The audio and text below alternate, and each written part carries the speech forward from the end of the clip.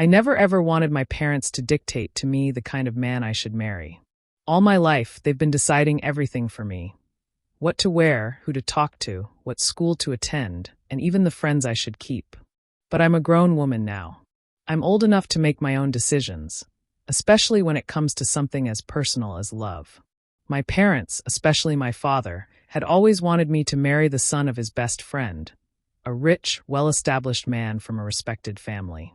They said he could take good care of me because their family had money. But deep down, I knew I didn't want him. I didn't feel anything for him. And I told my parents that, respectfully but firmly. I told them, I don't want to marry someone for his money. I want to marry for love. Even if the man I love isn't rich, I'll still love him for who he is. I thought they'd understand me, but I was wrong. From that day, their attitude towards me changed. My father barely spoke to me. My mother kept saying I was being stubborn and disrespectful. I could feel the disappointment in the air every time I entered the room. But I didn't care, or at least I tried not to. 3 months later, I introduced the man I truly loved to them. His name is Daniel. He's kind, hardworking, humble, and most importantly, genuine. He might not have all the riches in the world, but he has a beautiful soul. That's all I ever wanted. When I brought him home, my parents pretended to like him. They smiled, shook his hand, and said all the polite things. But I could tell. I could feel that something wasn't right. Their eyes gave them away. It was the kind of smile that doesn't reach the heart. A few weeks later, we started planning our wedding. Even though my parents weren't involved, I kept updating them, hoping they'd come around. My mother would say things like, okay, or we'll see. But never once did they show excitement or blessing. Still, I believed that on the wedding day they'd be there. Because no matter what happens, parents never miss their daughter's wedding, right? But I was wrong. So wrong. On my wedding day, I woke up full of joy and nervousness. Everything was ready. The guests had arrived. The music was playing softly.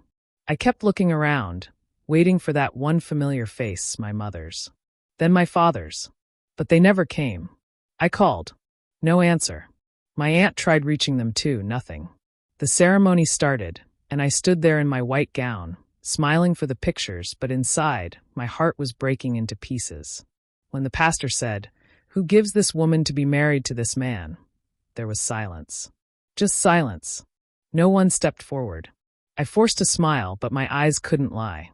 Tears rolled down quietly as my husband held my hand tighter, whispering, "It's okay, I'm here." But it wasn't okay. 3 days have passed since the wedding. I haven't heard a word from them. Not even a message, not even a blessing. People keep asking me where my parents were, and every time I have to explain, it feels like my heart gets crushed all over again. It's embarrassing.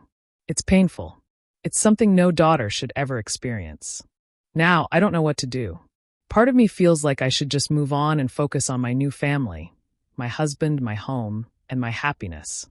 But another part of me wants to pay them back for the humiliation they caused me. They wanted to teach me a lesson, but all they did was break my heart. Sometimes I stare at my wedding pictures and wish they were there, smiling, proud, holding my hands. Instead, all I see are empty seats where they should have been. Maybe I was wrong for not listening to them.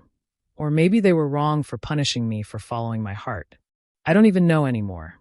I keep wondering, no matter what happens, they'll still be my parents. But how do I forgive them for something like this? How do I move on knowing that my own parents chose their pride over my happiness? I'm lost, confused, and hurt beyond words. If you were in my shoes, what would you do? Would you forgive them and move on? Or would you cut them off completely for the pain and embarrassment they caused?